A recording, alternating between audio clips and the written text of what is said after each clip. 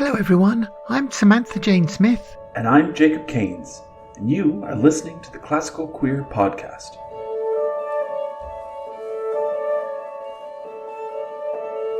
Join us as we listen to queer classical music from around the world, talk with composers, and explore the wonderful, diverse, and growing repertoire of LGBTQ musicians.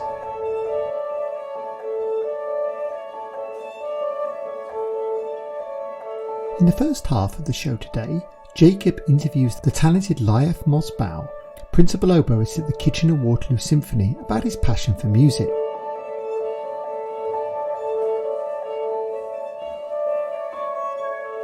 In the second part, Jacob and I listen to a couple of pieces from the Canadian-American composer Jared Miller, whose works have been called playful, hypnotic, and even phantasmagorical. So join us as we explore the world of queer classical music.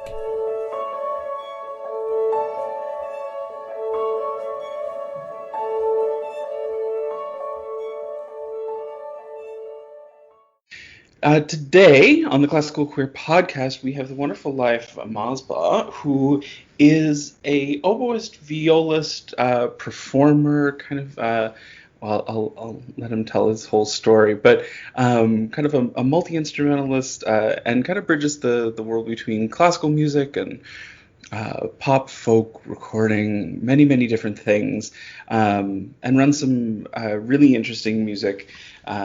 And so we're quite thrilled to have you. Hello. Thanks for having me. And how are things in lockdown in Ontario where you are? It's in some ways it seems like it's the end of the tunnel is in sight, and then in other ways it's sort of like, just trying to stay safe as long as possible, and with the hope of being able to create and see family and friends and do all the wonderful things as soon as humanly possible. And that's starting, but yeah, it's been a long time, as we all know. And you play with the Kitchener-Waterloo Symphony, which has been, maybe unlike some orchestras around the world, actually quite productive and quite able to perform over the past year, doing a lot of kind of live broadcasts, but recording and sending stuff out. When was the last time you played with them? It's been a couple months, hasn't it? Yeah, I think we had our last show, I think it was around the end of March or thereabouts.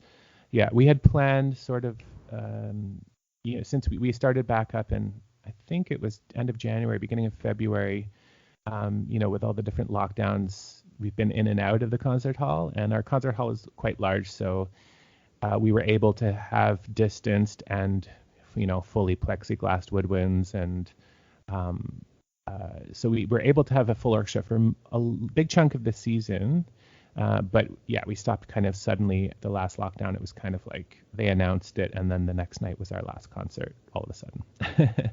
So yeah, it's been a couple months, but like you said, I feel pretty lucky to have been still doing a large amount of concerts, relatively speaking, for COVID times. September to December was, I wouldn't say it's a regular season, but we were doing weekly shows. And, initially they had canceled or postponed the season planned for 2020, 2021 to this next coming season, and then kind of had to go sort of a few weeks at a time based on what the current guidelines were for health and safety and all those kind of things. So it was really a challenging year for a lot of reasons, but also super lucky that we were able to do those concerts at all.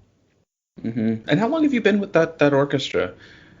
This would be the end of my second season with the Kitchener-Waterloo Symphony. Oh, so like half of your time pretty has much been this. Yeah. The very first lockdown in that March was the end of my first season with the symphony. So right. Yeah. Tumultuous couple years. And so a 3-year, I call it my 3-year, 2-year, 10-year, because it's just going to take me a while to get there, but fair. So you've been with the Kitchener-Waterloo for 2 years, and where were you before that one? I had been freelancing in Toronto from 2013 to 2019. I'm from Toronto and had moved out to Saskatchewan to play in Saskatoon Symphony and then the Regina Symphony. And we were out there for about 5 years. And then I decided that I wanted to come back to Toronto and just flex some different musical muscles, if you will. And I had a pretty fun adventure. It felt very invigorating to make that choice and to kind of explore freelancing in a different way than I had before I had left. So yeah, it was a very, very enriched time to be working like a crazy person and, going all over the place and kind of developing relationships with people in the city that I had started before, but then was able to sort of cultivate in new ways. After having a job also, people tend to take you more seriously, even if you're not serious, or even if you don't take yourself as seriously. But freelancing allowed me to do a lot of the things that I really love, which is a variety of things. So yeah, I was grateful for that variety. And you, professionally, as in your main gig right now are an oboist, but you also have done a lot of work as a violist. And so what does that kind of look like in your career? I mean, as a freelancer, but also as somebody who is in the orchestral world as an oboist. What does that line look like? And yeah, I think I sort of take cues from what's around me and the opportunities that come up. I feel like my relationship with playing the viola and playing the oboe, it goes back a long way. I started on the violin in middle school and switched to viola, and at the same time I switched to viola, I started playing the oboe. And so in ways it was transitioning, but I didn't give up my viola. I still played chamber music throughout university, and then that just led to a different world of musical genres. So I, just based on who was around and what was going on, I ended up kind of entering the world of indie music. And at the time especially, I felt like there were a lot of sort of collective groups and like the need for string players in those kind of groups. You'd have these bigger groups that had 7 or 8 people, and I started playing in one band, the Hidden Cameras, which often had multiple strings and harp and all kinds of crazy things. And that sort of allowed me to keep up my viola playing. So, less and less classical gigs, but still an opportunity to use those skills and to sort of be in that world a little bit more than I think oboe would have allowed. Although that being said, I still did a bunch of oboe, mostly recordings for different bands and such. But definitely the people I met through that allowed the sort of coexistence of the classical world and the indie world, jazz world, so forth. And I also sing, and that was a big thing that I love to do, and it's not always as easy to incorporate with instrumental things. And so, yeah, in recent years, I've sort of seeked out opportunities to do that when I can also. It makes sense to me. I'm a huge fan of cross-pollination, and it always seems so strange to me, this classical music education where it's classical straight and narrow violin playing for 15 years, and then you get an orchestra gig and you don't play anything else, and the idea of playing jazz is so sinful or pop or folk or anything. It makes so much sense that they all inform each other. Well, I definitely think that the sort of concept of training for one thing is, in some ways, it's brilliant. I really appreciate my classical training because it gave me certain tools to accomplish technically and just the mentality that went with it, the discipline and other things, helped me like create a good base for what I wanted to do. And then I just liked adapting that into other situations. And I think that when you have done different things, then you come back to whatever you're doing predominantly and you bring something else to it, even if it's not apparent to other people around you or they don't know what it is, but to you, if you have a certain energy about it because of your other experiences. Or, one thing I really love about orchestra now and being in the principal oboe chair is that because I have an understanding of string music and techniques, I often crave that connection with the concertmaster or any of the strings really, and being able to understand what it looks like also, to make visual cues and know what they're saying, like speaking that musical language. And so in that sense, I think I would never give up any of the instruments I learn, because I feel like it all can work together and just make it a bit easier to communicate with other colleagues.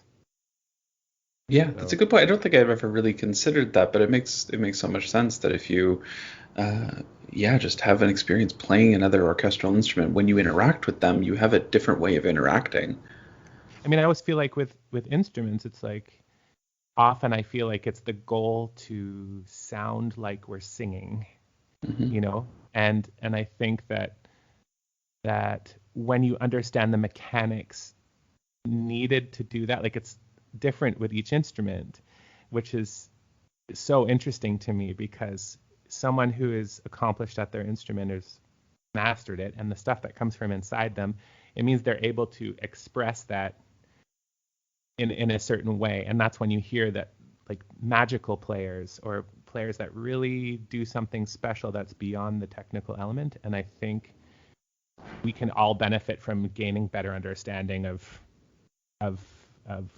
what goes into that from the technical side, because the stuff that's inside is there, and how it's executed, we may not always understand it, but if we are able to sort of broaden our information that we have about those things, then I find it just really enriching. It enhances the experience of working with other people. There's lots of things I don't understand. So if there's a few things I can latch onto, I'm going to hold on for dear life, And it also, that conversation just strikes me so poignantly about your work with the Toronto Queer Songbook Orchestra, which is a group of musicians who are, correct me, but like largely classically trained, but kind of working in a way that is not always classical. It draws from so many different influences, and from my understanding, the group kind of expands on that idea of the cross-pollination and bringing that expertise in very many ways into the orchestra. Yeah, I think Queer Songbook Orchestra is definitely unique in the sense that, it's exactly what we're talking about sort of like the cross-pollination, as you put it.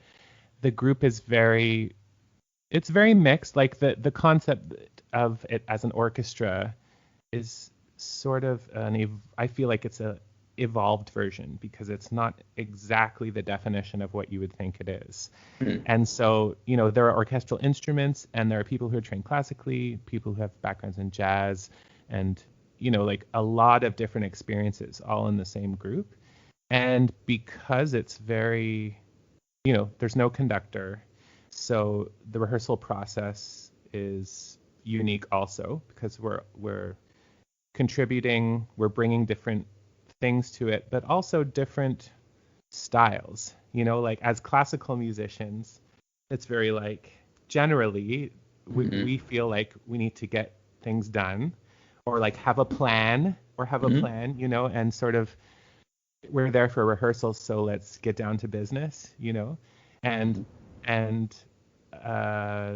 I think like the different in backgrounds or styles of rehearsals and other things, it's a good learning experience for both sides to kind of learn how to work together, so that I can let go of some of that stuff and see a different perspective of what's going to enrich the performance and the rehearsal. And then also to have that, I think having both of those elements, having a freer feeling, or just like focusing on different things depending on what your background is and what your priorities are. I think it's important to integrate all of those, and I think QSO captures that really well in our process. Mm-hmm. In my academic world, like the queering of the classical orchestra, like if we like physically queer an orchestra, like it has a really profound effect, and like some of those are like actual rehearsal process effects and interaction effects, and some of it is personnel and membership and what you're physically playing, but sometimes it's how you interact with a group of queer musicians is going to be different. And even if you were playing the exact same rep as you were with like a maybe traditional orchestra, it just changes the interaction so much. Not to put words in your mouth, but I'm going to assume that the QSO has a different vibe than the Kitchener-Waterloo. Yeah, I think it's safe to say. Yeah, it definitely has a. I mean, a lot of us were friends already, and the group was sort of compiled of like Sean Brody, our leader. He was the founder of the group, and he brought us all together, and we played in hidden cameras together and became close. And he was a classical trumpet player or classical trumpet background, and was sort of exploring other worlds just like I was, and came to a point where the classical route wasn't doing what it needed for him, and he wanted to create something different and meaningful and sort of comprised of different elements. And I think he really accomplished that well with sort of how it started and where it's going. So. Mm-hmm. And maybe for you specifically, like a comparison between the hidden cameras, the QSO, and the Kitchener-Waterloo is kind of a fun way to talk about queerness in those spaces, because I mean, as we both know who are like classically trained people, like the orchestra is not a queer-centered space, generally speaking. It has a lot of visibility problems, and it has a lot of repertoire problems, and it certainly is its lots own of problems. like beyond queerness, but like even just specifically talking queerness, there's so many things that orchestra world can do better. But you've had such different experiences, I'm sure, in kind of the different things you play in, and I'm curious, like what you. I mean, maybe like code switching is like too heavy a term between things, but like, what does that look like to you as a performer between these organizations? I think what I get out of the different groups is definitely different. And how I feel is different and all these things. I think in orchestra, the most exciting thing for me is I love playing in a big orchestra and big rep, to have a spectrum of colors and elements that I can't find anywhere else. So to me, that's like when I'm immersed in that, for me, it's almost always about collaboration. Like my reasons for wanting to continue on certain paths and my reasons for wanting to play music, it's very, aside from me, like, belting show tunes while I'm cooking dinner, that's just selfish, but generally it's about making music with other people. So I think in orchestra, it's totally unique feeling that I can only get there. And similarly with other groups and other styles, like Queer Songbook gives me something really specific, and especially because it's made me feel closer to the queer community, whatever that means, even around the country, because most of the time it's based around stories from the community and the music that's connected to that, or queer composers or artists that have maybe been not as much highlighted over time. Like we did a Billy Strayhorn show, and just like things that might not necessarily be at the top of people's minds when they think of other genres also. So having the story and that kind of connection is a really special thing, and the narrative that it isn't just the music, it's also the stories and sentiment that go behind it, and you're experiencing that at the same time.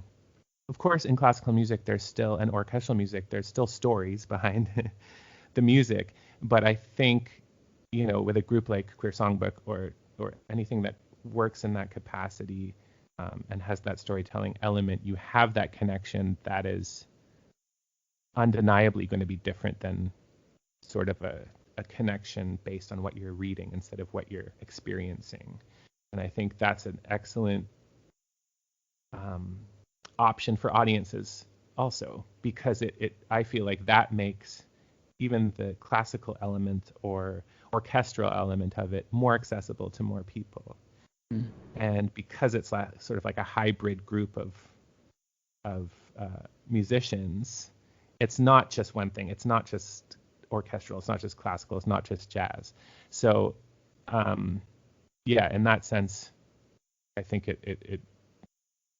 the different genres and the different circumstances in creating music is really important, and it gives you totally different things that you can't find in the other places.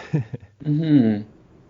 And that helps keep me excited about making music. I mean, to be fully honest, when I left Regina, I had things going on in the Regina Symphony. I had things going on in my head that was kind of like, okay, I've done the path of the classical musician. I worked really hard, got a couple jobs now, which is the goal was always to like win an orchestra job. And you spend really intense amounts of time. And, I think Saskatoon might have been my fourth audition and that I won. But now, since then, I've done maybe 30, and each time is 6 weeks of prep, and it's like training, as you know, it's an intense thing. So I think having a job and being in that place, being like, this was the goal, this was sort of like the path I had been on. Is this really what I want? Am I getting what I need from this? And at that time for me, it wasn't where I wanted to. I didn't feel like I could explore as much as I wanted to musically, and I was so grateful for the job, but I also got to a point where I was thinking someone else would be great here too. And I feel like I'm going to take a chance, and some people might be like, whoa, you left your job with no other job, like, are you crazy? and I never thought that I was, because I just figured, like, I knew that it was an easy decision at the time. And then it just worked out also really well, because I managed to get a crazy awesome gig for like 6 months as I came back. So I had something lined up for like the beginning of my second wave of I shouldn't use that term, second wave of freelance career, but to sort of kick me off to a good start. And yeah, I was glad I did. But now it feels really different. Being in Kitchener-Waterloo Symphony, there were things I was worried about being in one job and one place. And I think a lot of those things, as you age and as you have life experiences and as you decide what you want, it feels like a better fit for me here.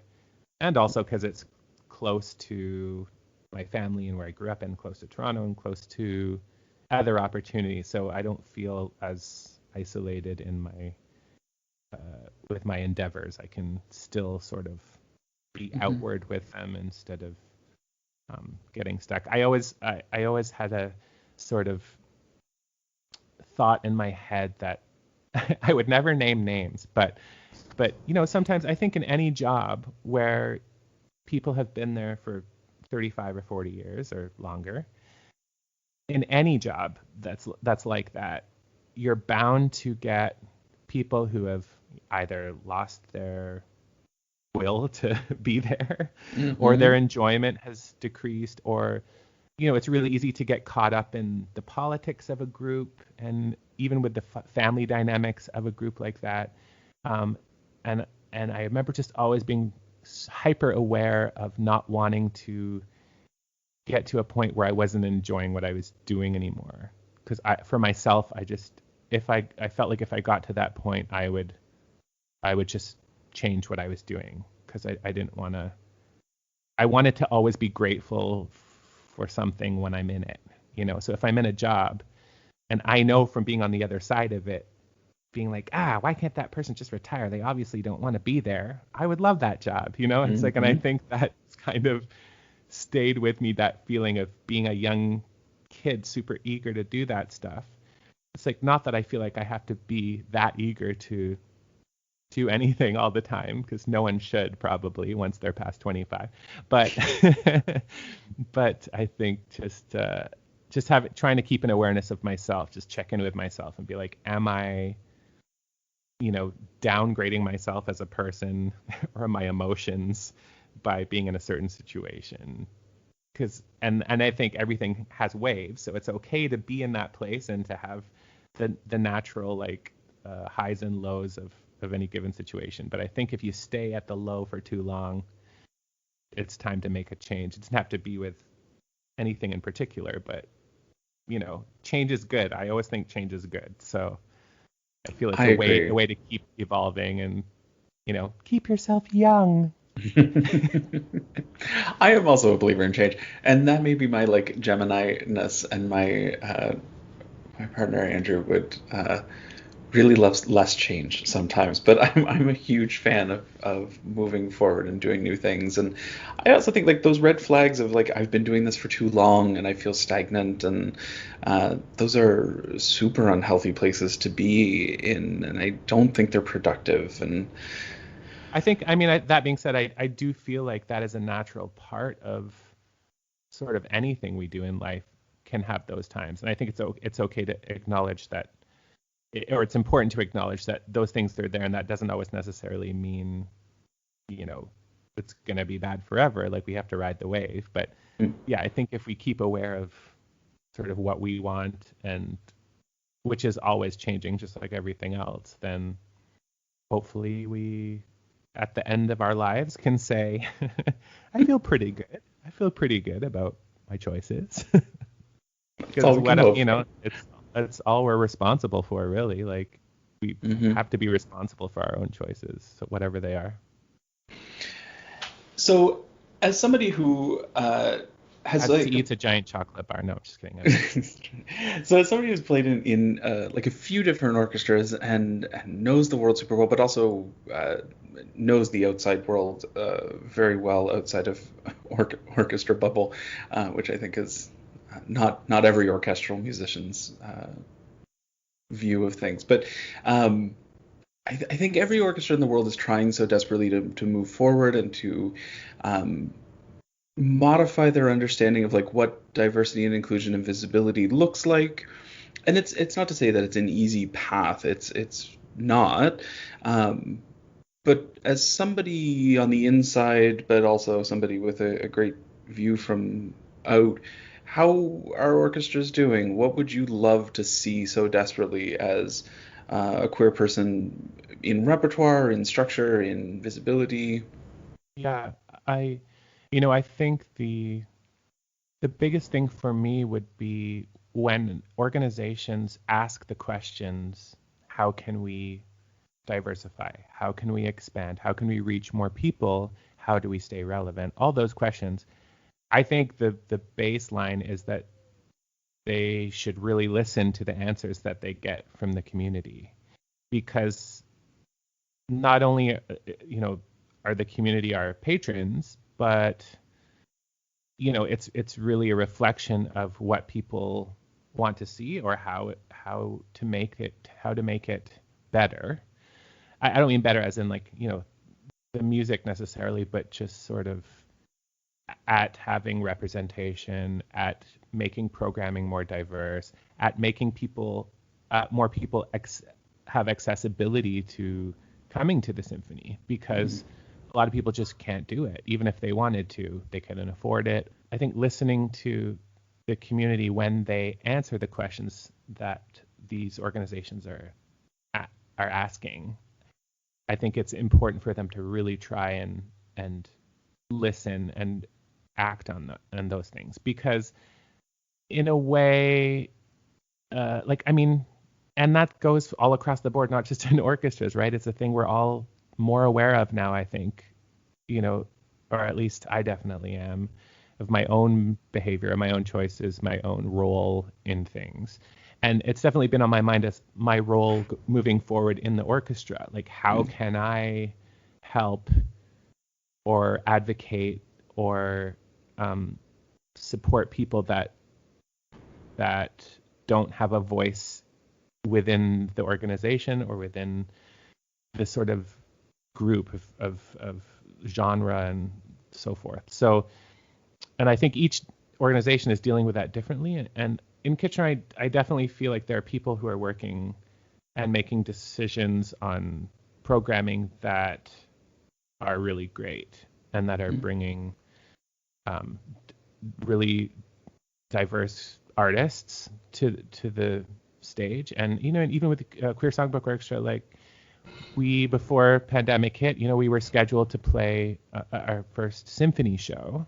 So the whole Queer Songbook Orchestra, which is about 12 of us, I think, generally, would go and play a symphony show with another symphony. So I think even having that presence there and bringing the style of everything that we have going on to an orchestral classical environment, I think it's something that will make that environment more welcoming just by doing it more, because it's learning how to communicate with other people that might communicate in a different way. It's not even about being queer or being, in another marginalized group that has no say there, but there's a lot of work to be done, I think, on, especially in my opinion, sort of along the lines of accessibility to classical music, and to not just coming to see classical music, but in education, and making sure that everybody who wants to learn an instrument can learn an instrument, and that it's not a question of if they can afford it or not, or if it's like not suited for them because of lack of accessibility. I think that that's a way to sort of have more representation of different groups of people and perspectives, and I think that's a good place to start as far as like the next generation goes. And there are organizations definitely that work on that, and but I think like if organizations incorporated that into their plan, it would make a big difference across the board. So I think it's a hard thing to say, like, this is what orchestras should do, but I think sort of taking some accountability for the flaws in the way it's run or what it represents, or even people's perception, like, of what a classical orchestra is, because classical music isn't just about highbrow society and stuffy white people. Like, it's even over the course of time, even when it was mostly white people, there was a lot of composers who were really political and speaking out against things in the time, and I think there's a lot of sides to it that tell stories that a lot of people can relate to. So it's sort of like being able to invite people into that world in a safe way and an inclusive way, where there can be a connection to the music. Because obviously there's a ton of beautiful classical music, and a lot of the time, the beauty of it is that it speaks for itself when you listen to it, and with a lot of music, but I think like going that extra bit to make sure that that's accessible, that feeling is accessible to broader number of people, is really important. I was talking with Kate Neshimura last week or 2 weeks ago, a Canadian composer, and we were talking about this similar idea in purposefully like creating space and creating a void that is intentionally filled with other voices, and they won't be filled if we don't create that space. And so we have to kind of intentionally leave that open, but also that, like as you say, the one of the purposes of classical music or any music is to speak to somebody and to provide some sort of conversation between that person's life and lived experience and like what they're hearing and experiencing. And if we and maybe it's just maybe it is moving forward, but we have only traditionally like had that conversation with such a narrow swath of people that why would we not have that conversation with everybody? There are so many people's lives and experiences that can be reflected in music, and they would feel something so powerful from music if that space was left open for them to feel that. Yeah. Oh, definitely. And I think that goes for sort of not just, say, like as an orchestral musician, from my perspective, when there are artists that come in and they're bringing their stories, which are totally different than mine, it's really like my favorite show that we did. My very first show was a Jeremy Dutcher orchestral show, and of course his album is, I mean, it's absolutely gorgeous music, and of course he has classical influence in there, but it's all, you know, stories from his culture, and there was a beauty in it, and sort of an awareness that came with it that just made me want more, and made me want to incorporate that more into what we do, because you know it's sort of broadening the sense of what classical means too. You know, it's not strictly classical, obviously, but it's, I think, the role of classical music or the direction it can go. There's so much potential in it, and I think that sometimes we can get in this little bubble that of the idea of what classical music is or what it should be, because of the nature of it, because of the nature of how we learn it, or like how we learn to play Schumann differently than Rachmaninoff, you know, or like the specifics of interpretation of how we interpret this music, I think sometimes can get in our way of actually getting broader than that and applying it to today's world. You know? And I think that there's still relevance there for it, because it is stories. It is something that I think all those kind of stories should continue into time, into the future. And now it's just a time we need to expand it. We need to change it, how it looks, just like all of the other systems in our country and world. And I'm also like, I'm a fan of being pushed in those directions. It feels better for me to be like jabbed and pushed and goaded into some new realm that I hadn't experienced before. And I always think as a conductor, part of my job is to do that for the ensemble as well. Like there's so much comfort that we just sit with that we don't need to, and it's so important to just be pushed.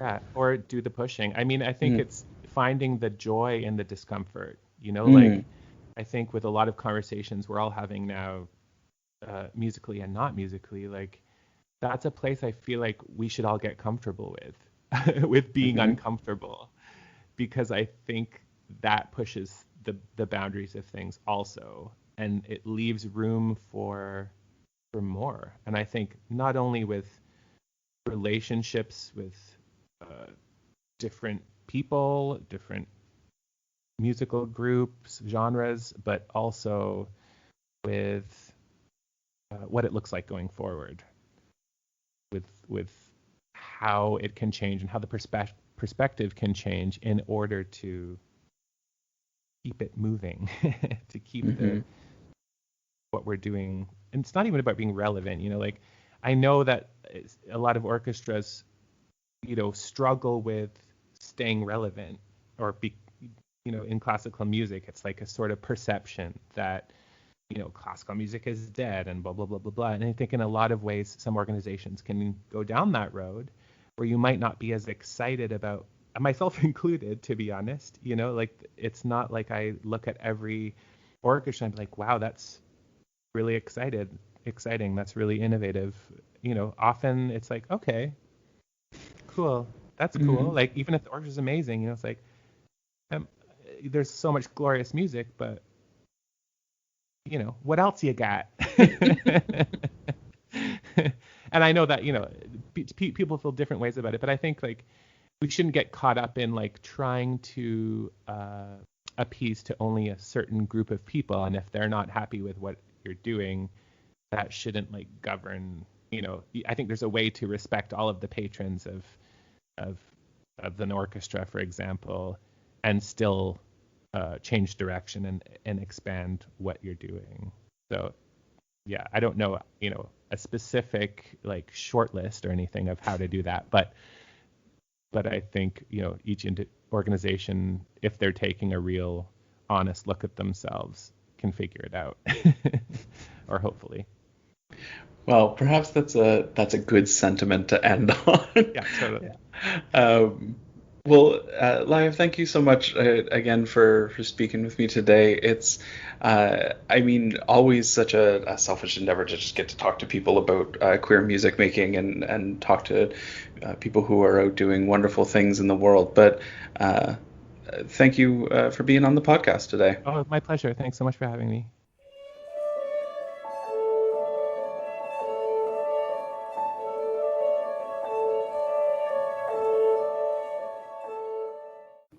So we're going to listen to two pieces by Jared Miller, but the first one we're going to listen to is called Leviathan.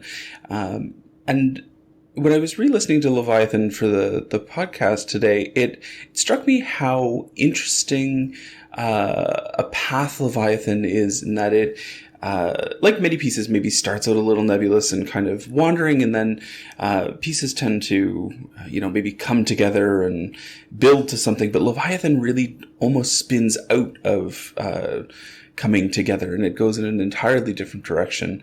And so it's maybe, to me, feels more calm and settled at the start than it does at the end, where you might expect it to be the other way. It kind of might feel more chaotic and kind of comes to a nice, stable position, but it almost does the opposite. But it's a beautiful piece, and I really appreciate the way that Jared worked with electronics and worked with the strings, and it's kind of a strange melting feeling through much of it. But Leviathan, it's a great little piece. Yeah, let's listen to it then.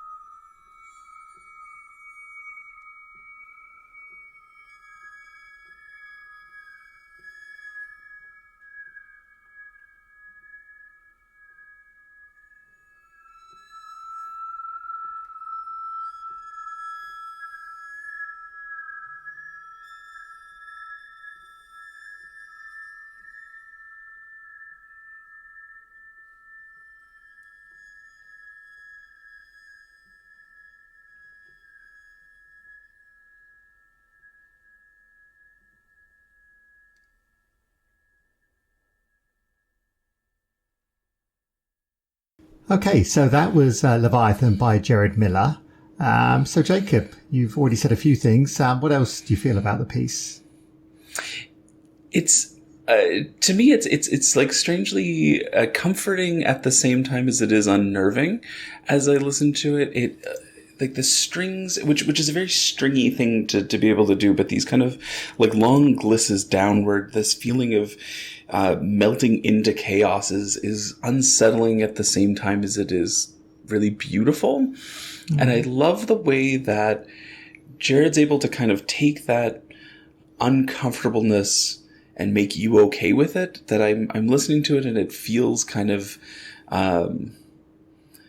like it's pulling me downward and it's spinning into chaos, but I'm on the ride with him. It doesn't feel terribly scary. It just is kind of an acceptance of that's where I'm headed into the chaos, maybe.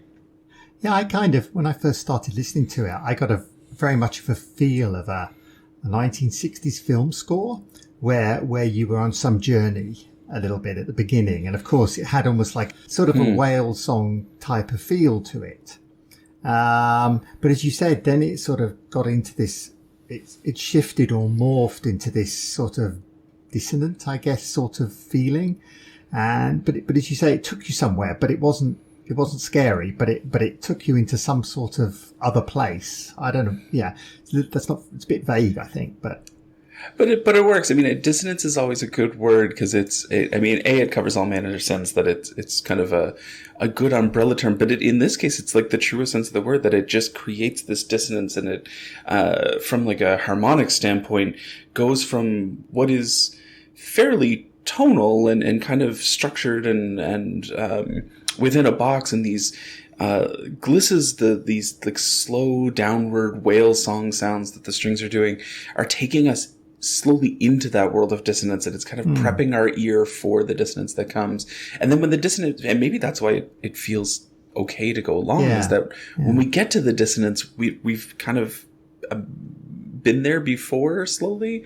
I never, that's an interesting point. I'd never sort of felt I was maybe being prepped, maybe almost, for what was going to happen next by having this slowly, descending notes and this kind of thing. And then when we get to it, and then of course it comes out of it a little bit at the end. It comes kind of has a sort of end, but it doesn't really have a resolution, I guess is what I would think. It kind of leaves you a little bit somewhere, to me. It does. Yeah, you're right. It doesn't really have a resolution. And maybe part of that is because it comes from a dissonant start to begin with. There's really no coming back home, because home was already a strange, dissonant, glissy whale song to begin with. And so there really isn't that, maybe in a piece that has a really strong melodic tonal center or something, we can come back to that from chaos. But if we never had that to begin with, what are we coming back to? Yeah, I suppose. Yeah. It's a very, I mean, as you said, it's a very, it's not very structured. Well, it is structured, but it's not. It's kind of weird. It's not got a sort of a formal structure of like, okay, we got a sonata or something, but it does have a structure, but it's almost a non-structure. That sounds terribly, very vague, I know. No, but it is. It's, at the same time, as it doesn't have a structure, it's very highly structured in its own way, that it is taking us through the steps of where we end up, even from the beginning, even if we're not aware of it.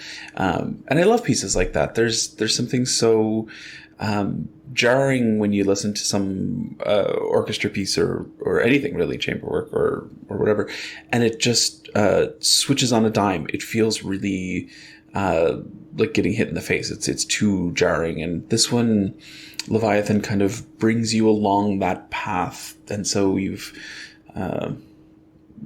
been accustomed to the dissonance, and you've been accustomed to that feeling of no form.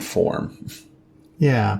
I mean, it's kind of interesting in a way. I mean, I hadn't thought of this till now, but it kind of reminds me of somebody like Shostakovich or somebody in his wilder times, where he takes you through a a path which is very discordant, and you're never quite and you never know quite where the resolution is, and it doesn't always necessarily end well.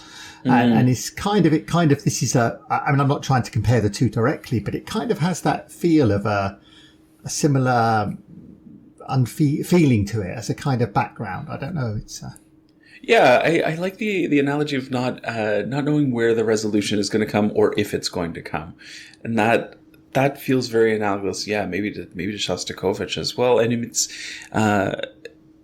it's a neat place to be as a listener. I don't hate it when I'm listening to something like that because it's surprising. It's the magic trick of, you think the card trick is going to end one way and it ends an entirely different, Yeah, and that's why I think in a way it'd make a great film score.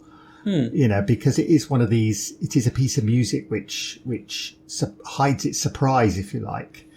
So it's not like you've got you listen to some film score music and it's going to resolve itself in a particular way because it is that type of music. But here, in a sense, if it was with a film, you wouldn't know if it was going to be a good ending, a bad ending, or anything because you're not given those clues early on.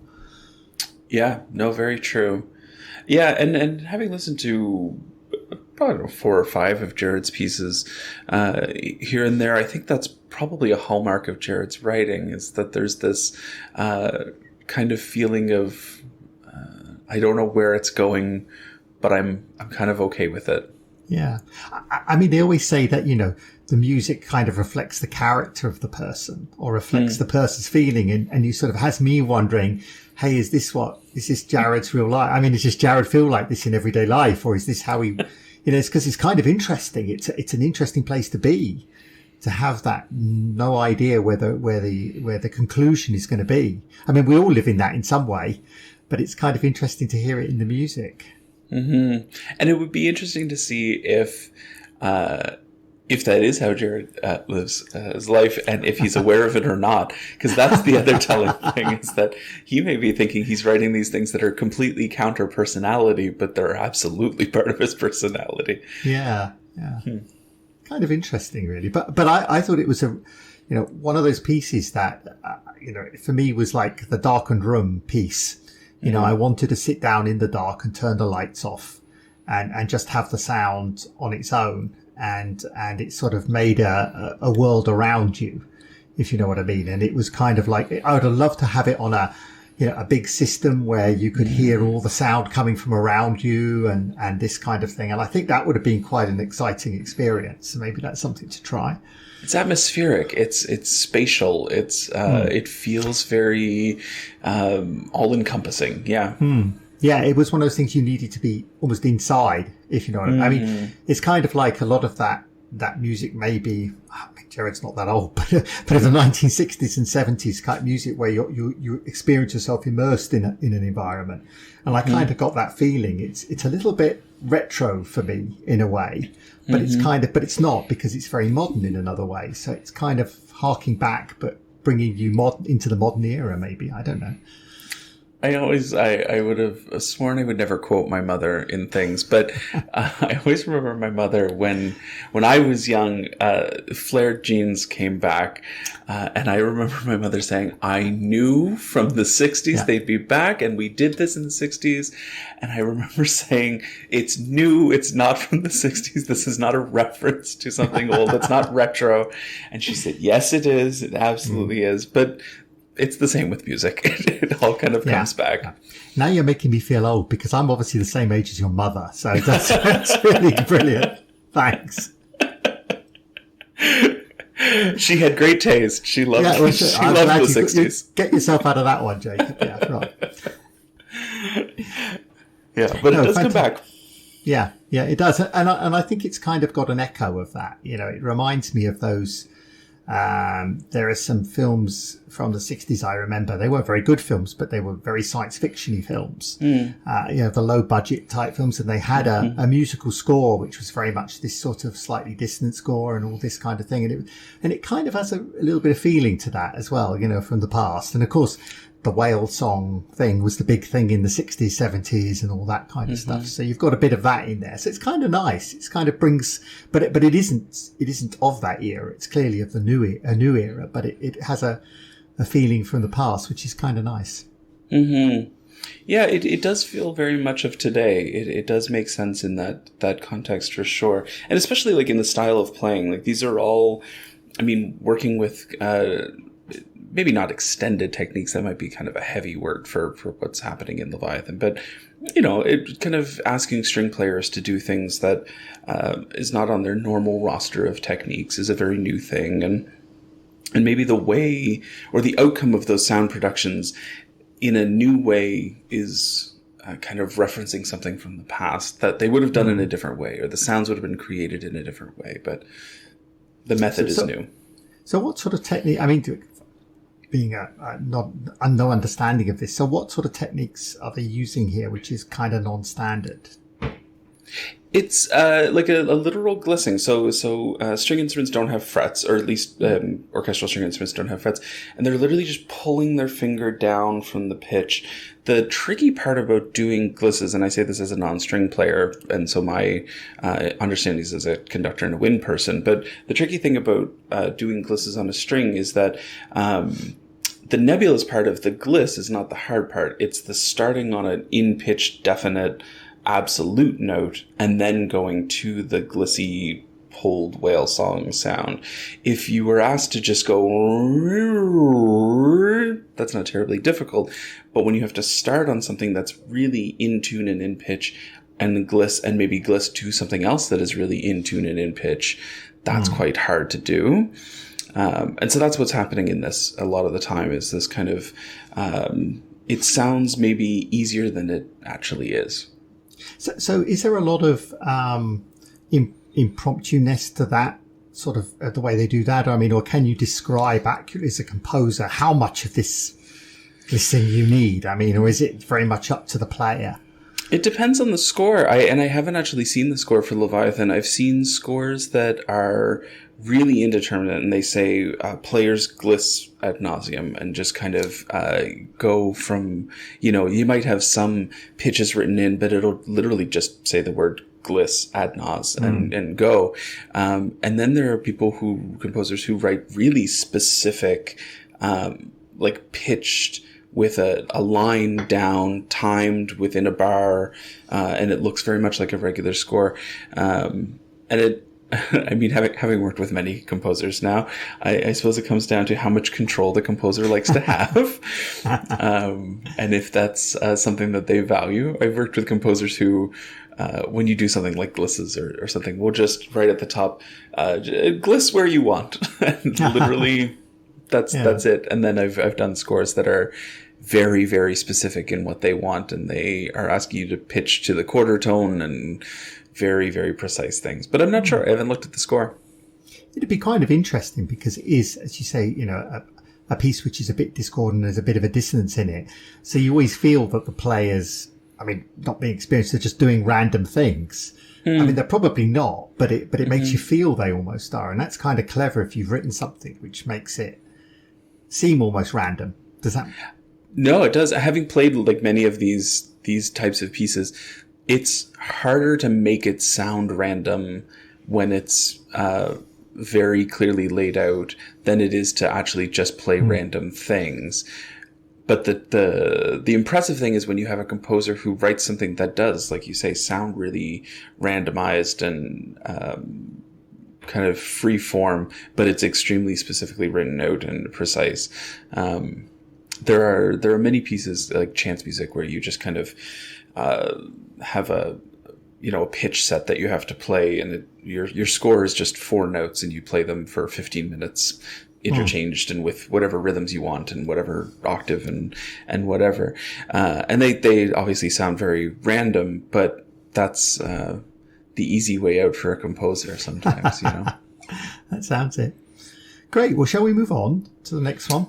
Yeah, let's talk about Undersea Nor Sky, which was written originally for the National Youth Orchestra of Canada, I believe for one of their tours. I think they were in Spain, and it would have been just before the dreaded shutdown. So it would have been in 2019, summer of 2019. So I think they toured that summer with this piece, and this is for full orchestra. So unlike Leviathan, which was a chamber piece, this is for full orchestra, and they play it extremely well. This is the National Youth Orchestra of Canada. Let's listen.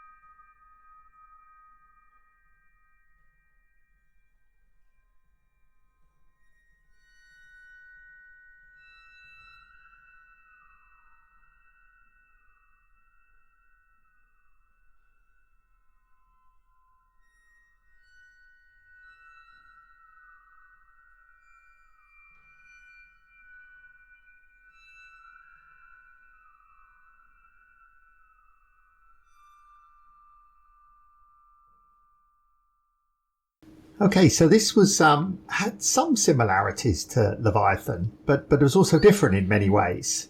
And I got a lot of similar feeling. I guess we got the same composer, obviously, but it is very different. It to me it sounds different because it from that chaos actually comes into stark crystalline melodic tonal center. It rather than kind of spinning out of control, it spins into control, or at least that's how I feel about it. It kind of from many like floating particles coalesces into one solid thing. And then maybe like Leviathan, it also kind of peters out to a pretty quiet ending, I suppose. But there's the big moment near the end where it all comes together to something really clear and put together. And from like a purely musical standpoint, it's very tonal, and it kind of makes sense from a harmony standpoint. It really clicks into a really solid framework. Yeah, I mean, from somebody who's not terribly musical, I got a lot of similar feelings at the beginning. And you sort of think, okay, I'm going along the same track here in a way, because it had this beginning where it's very quiet and that. And then, as you say, it does go slightly different path. But overall, it still, for me, had a similar structure. I mean, it was still, it took you somewhere maybe, which the other one didn't, and maybe resolved itself. But you still ended up, at the end, for me, just leaving me somewhere that I wasn't quite sure where I was. It kind of had a sort of quiet feeling, and it was like, okay. It didn't for me, it didn't come out 100% like I finished. You know what I mean? It kind of still left me thinking, okay, it's a question here or something. And maybe that's what Jared wants, is that you can take us on a path that is never really sure where we're going, and it leaves us somewhere kind of nebulous. Or you can take us on a path that takes us somewhere and also leaves us somewhere kind of nebulous. That the end product is probably the same. Yeah, and I kind of, and this brings back, I think, a little bit to me about, we've talked about this before, about queer music. And I kind of, this music actually set me thinking quite a lot about this, because it isn't structured, and it doesn't have this formality, and I kind of guess for me that's there's a queerness to that. I don't know, it's a very maybe that's, I don't know if that's good or bad, but it kind of had this feeling of being very much informal. That's not the word I want, but it kind of like went with a feeling of change, and a feeling of variety, and a feeling of not having to be defined, if you know what I mean. It's kind of like in some music, you've got a very definitive sort of structure, and it's very defined. You're going to have this and this and this, and you know what's coming.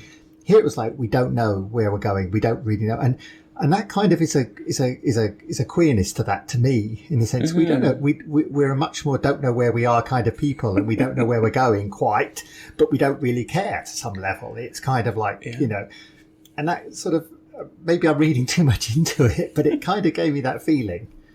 But I think it makes sense to me too. I think there's a certain part of a lot of people that are kind of okay with living in those uncomfortable, pathless, liminal spaces that are kind of just queer spaces a lot of the time. That it's not, it isn't as defined, and it's not a one path trajectory, and it's musically, that makes a lot of sense probably as well, that it doesn't feel structured or bound by the boxes of traditional form or whatever. And I mean, certainly there's been a large movement in orchestral music for the last, let's say, what are we in, 2021, 100 years, we'll say 100 years, where it's been trying to push the boundaries of what form in orchestral or classical, or however we want to define it, music is. But I would argue many of the pushing of those boundaries have been by queer people, had they not been out, that many of the people were doing that were queer, but also that the boundaries are pushed so far back in some people's music that there's not even a reference to there having ever been a box, that there wasn't anything to sit within, that maybe the starting place for some composers who are writing from that kind of queered stage, that there wasn't any box to write within. It's always been this strange wandering space. It's kind of interesting when I look back and think of, like, particularly development of American classical music in the early part of the 20th century. You suddenly have a lot of queer composers turning up, particularly gay men, because obviously that was the easiest thing to be and be out. But you had a lot of that development. And I kind of think that was almost like the starting point in many ways for this sort of like breaking out of the box structure, because they broke out not only because they were gay, but also they lived in a country where you could break out of the box, or you thought you could break out of the box more. So it's kind of a, maybe you trace that through from there as the springing out into classical music of a more queer nature. I don't know. And there were so many of these early American gay men writing that maybe didn't find a place writing in classical orchestral world at first, but they could find a place writing for early film or Broadway or theater, exactly. or Broadway. Yeah. And it does translate. I mean, when you listen to really old Broadway, it's very orchestral, like it's very classical based, but they were able to write in that space. And then it absolutely transferred back. I mean, by the time we got to the 60s and we had Lenny Bernstein writing Candide and West Side Story, that's just music theater. Like it's pure music theater, but written in an orchestral sense. But it really allowed people that space to do that, for sure. Yeah. And now you can sort of see it now in something like Jared's music. He's kind of broken. There aren't, as you say, maybe no boxes anymore. The structure's gone. But you still got, for me, a theatrical component to it. It has a show feel to it in a way, or a film way to it. It's not a I don't want to say pure classical, but you know what I mean? It's got a showman bit to it, like you say, Leonard Bernstein has. If you think of Candide, I mean, that is, all showgirl and everything type of thing you just love, and it's fantastic, But it is classical, and it's that kind of mix which I think is you start to see more of. But I think this is a good example of that. You're right that Under Sea and Over Sky is a great piece that highlights a lot of those tenets. And it's interesting maybe that it was written for a youth orchestra. That is also kind of a neat way to do that, because I mean, many times youth orchestras around the world tend to commission new things for because they run on seasons, like a summer season. And so they'll often commission something, but it gives you this license to write whatever you want. You because you're writing for youth, and chances are it has a slightly more limited audience because it's written for a youth orchestra somewhere. And it probably has a life within that world more so than a professional world or like a higher level world. Not always. But there's like a certain license to write for those youth orchestras and kind of come at it from that point of view. Do you think there's it's always seems to me been a fact, and it is now, that the youth are much more able to be positive towards queerness, as it were. I mean, you've seen it all along. It's generally the people that are against any queer behaviour, gay or transphobia, is always the old people. I'm an old person, I can say that. But you see the youth are generally the ones that embrace this sort of new stuff coming in. And I wonder sometimes if writing for a youth orchestra enables you to push the boundaries more, not just in terms of queerness, but in terms of everything, because young people tend to be more open to new ideas and suggestions. Oh, absolutely. And they, as in every world, obviously, but the orchestral world, I mean, they professional older players who've been playing with an orchestra for many years have really decided what they do and don't like. And they have long ago decided what they are willing to do or how much effort they're willing to put into something that they don't enjoy. And I see it all the time. And it is what it is. But it's true of kind of everything. It's from extended techniques to working with pop and folk artists to queer music to whatever it is that is kind of put in front of people. There's certainly an openness and a willingness with youth ensembles to do whatever is put in front of them. Maybe partially it's because they haven't had the chance to solidify those ideas so firmly that they don't like new music, or they don't like playing atonal, that they don't like playing for pop vocalists or whatever it is. But I think there's also an element for sure that youth are more, generally speaking, accepting of like socially queer things. And so then queer music tends to hit home a little more. I also think, I mean we're preaching to the choir, but I would say, I mean, there's not more queer people now than there were at any other time. It was just a matter of visibility and who was able to be, out and queer. Yeah. So it's not that in the 50s there were fewer queer people to listen to music or write music or perform music, but there certainly is a higher level of visibility now, even from when I was going through, let's say high school, which was not terribly long ago. And now when I go back and do clinics in high schools, I just see more visibly queer kids, which is great. It's fantastic. When I was in high school, I think there were 3 of us who were out at all, point blank, period, end of story. But now there's like a much higher percentage of kids who are out and queer. And so there's certainly a much higher interest in playing queer music and performing it. Yeah. Yeah, it's kind of, I mean, that's brilliant for me. I mean, being older, when I was at school, there were no queer people. There were people who people thought were queer, if you know what I mean. There was always the ones that were, sort of thing. But it was sort of an impossibility. But you always recognize people. We had David Bowie and people like that in pop stars, and you saw them and you just knew, even though they never were out as obviously as that, but they were there. So it's kind of interesting, really. As you say, it's the same number of queer people. It's just that now we're visible, which is brilliant. Yeah, fantastic.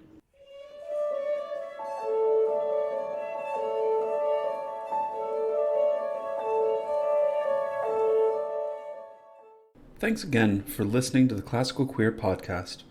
We hope you enjoyed the music and conversation. We're looking forward to bringing you the next podcast soon. Also, many thanks to Jared Miller for all the incidental music we are using. Until next time.